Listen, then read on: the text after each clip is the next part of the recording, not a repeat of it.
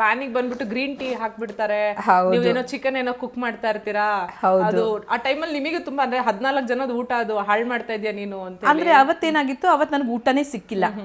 ಬೆಳಿಗ್ಗೆ ನಮ್ಮ ಇವ್ರದ್ದು ಏನಾಗಿತ್ತು, ಅವಾಗ ಇನ್ನೂ ನಾವು ಸೇವಕರಾಗಿದ್ವಿ, ಜಂಟಿ ಆಗಿದ್ವಿ, ಹಸುರನ್ಗೇನೋ ಮಾಡ್ತಾ ಇದ್ವಿ, ಊಟ ಮಾಡೋದು ಲೇಟ್ ಆಯ್ತು, ಮಿಕ್ಕಿದವ್ರಿಗೆಲ್ಲ ಕೊಟ್ಟಿದ್ದೆ, ನಮ್ಗಿನ್ನೂ ಸಿಕ್ಕಿರ್ಲಿಲ್ಲ. ಚಿಕನ್ನು ಲಕ್ಸುರಿ ಬಡ್ಜೆಟ್, ಹಸುರ ಜಂಟಿಗಳಿಗೆ ಕೊಡ್ಸಿರೋದು.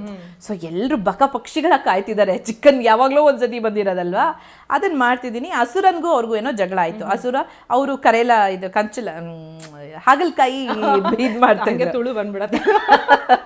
ಹಾಗಲಕಾಯಿ ಫ್ರೈ ಮಾಡ್ತಿದ್ರು, ತುಂಬಾ ಚೆನ್ನಾಗಿ ಮಾಡ್ತಾರೆ. ಫ್ರೈಸ್ ಗೀಸ್ ಎಲ್ಲ ಅಡಿಗೆ, first of all food blogger ಅಂತ ಅವರು, ನನಗೆ ಗೊತ್ತಿಲ್ಲ ಅದೆಲ್ಲ ಅಡಿಗೆ ಗಿಡಿಗೆ. ಆಮೇಲೆ ಏನು ಗೊತ್ತಾ, ಹುಡುಗಿ ಒಂಥರ ನಾನು ತೋರಿಸ್ಕೋಬೇಕು, ಕಂಟೆಂಟ್ ಕೊಡಬೇಕು ಏನಲ್ಲ, ಒಂಟಿ ಆಗಿದ್ರಲ್ಲ, ಬೆಳಿಗ್ಗೆ ಬೇಗ ಎದ್ಬಿಡೋದು ಆ ಹುಡುಗಿ.